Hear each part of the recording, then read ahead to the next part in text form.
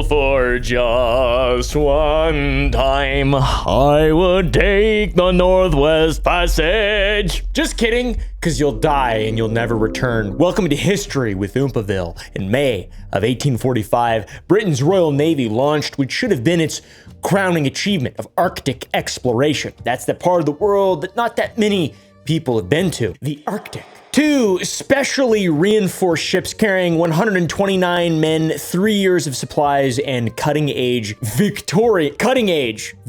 I messed up my parentheses, or my emphasis, sorry guys, I'm stupid. Cutting edge Victorian technology sailed off into the ice. They had every possible advantage at their disposal at the time. What followed these men embarking on this journey would not just become a disaster, but a mystery that continues to spawn theories ranging from scientific to supernatural. The key players in the Franklin expedition were Sir John Franklin, a 59-year-old commander and veteran explorer nicknamed the man who ate his boots. Why was he nicknamed that? I have no idea, nor do I care to research it. Put a little reason as to why he was named that up on the screen. Francis Crozier, the captain of the HMS Terror and also an experienced polar navigator. James Fitzjames, the commander of the HMS Erebus, a young and ambitious man. Dr. Harry Goodsir, an expedition surgeon and naturalist, and Lady Jane Franklin, the commander, Sir John Franklin's wife. She would spend years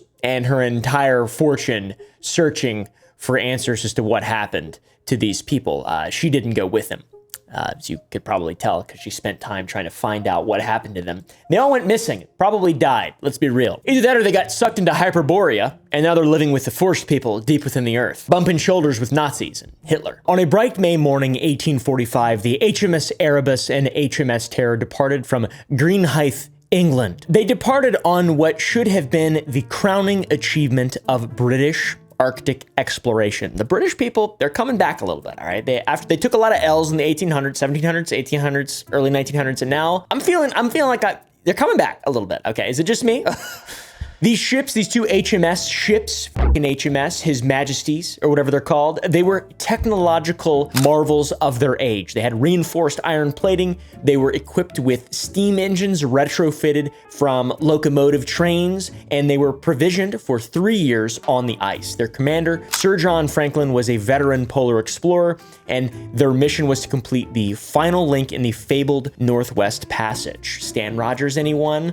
All for just one time, I would take the Northwest Passage. The fabled Northwest Passage, and specifically the final link there, was a goal that had obsessed European mariners for centuries. All right, guys, this is a massive, massive achievement. We got to think it's the 1800s. This is before Twitter, before Reddit even, so people just didn't really know. They had to go out there and try it themselves. They had to go out there and try it and all disappear under mysterious circumstances and probably die. 2 months later, a whaling captain named Dannett spotted the expedition ships in Baffin Bay, which is here, and the ships were waiting to enter Lancaster Sound.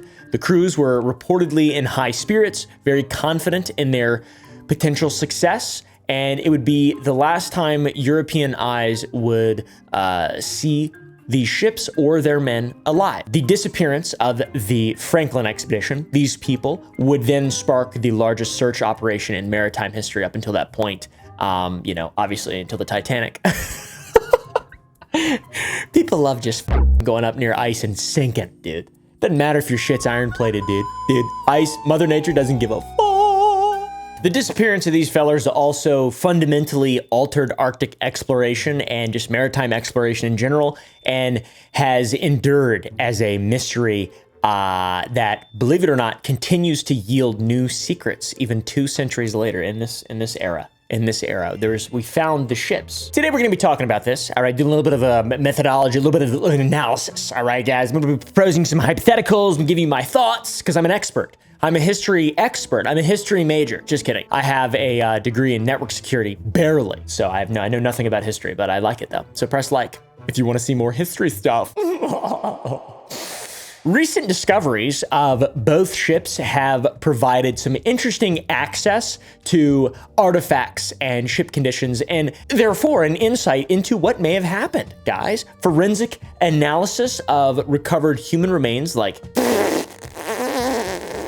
bones, I guess, probably. And that combined with a modern understanding of Arctic survival conditions, we've learned a lot since 1845 about how to not die in the Arctic. All this together allows for some interesting new insight into the crew's final moments. Additionally, some previously dismissed Inuit testimony. I mentioned the last time European eyes were set on the Franklin expedition. Inuit testimony. There's a bit of a proven crucial update in the understanding of what might have happened to these fuckers and how this disaster progressed. The first signs of trouble emerged 5 years after the expedition's departure, when search parties discovered 3 graves on Beechey Island. The perfectly preserved bodies of John Torrington, William Brain, and John Hartwell told a disturbing story. These young, supposedly healthy men had died during the expedition's first winter, and modern analysis of Torrington's remains revealed lead levels 125 times higher than normal. He must have been eating lunch late. Just kidding. It's normal lead levels in lunch late, and other most other food, to be honest. It's pretty normal to have lead, but this is higher than normal. While the other man, Brain, showed signs of tuberculosis and pneumonia. These graves sort of set the stage for the horror to come, okay? The most crucial piece of evidence emerged in 1859, a while later, when search parties found a message sealed in a cairn on King William Island. Written on standard Admiralty stationery, whatever the fuck that is, the note contained 2 messages. The first was dated May 1847, and it was routine and optimistic. The second message was scrawled in the margins a year later and recorded a fucking nightmare. Franklin was dead, 24 others had perished, and the ships had been abandoned. The remaining 105 men were attempting to walk south to salvation, and they all died. I can't read this shit. I can't read that shit. I can't read cursive. I don't know who did that. I don't know who made cursive, who invented that shit, but I can't read it, and I don't like it. That's some evidence, right? People might think, well, they all just went out there and they fucking died and stuff. There's a certain level of benefit that comes with modern examination, specifically of remains. There's a lot of catastrophes here. It isn't just they died of starvation or lead poisoning. There's multiple interconnecting catastrophes. From lead poisoning, which was long suspected due to poorly soldered food cans. Soldering is using lead to basically weld. I don't really know. I don't know how cans were back then, but apparently they poisoned the shit out of their people with lead, and that was confirmed through boner analysis. Hold up. What did he say? Boner analysis. Boner analysis. That's what she said. But some recent studies suggest that may not have been as significant as it once was thought.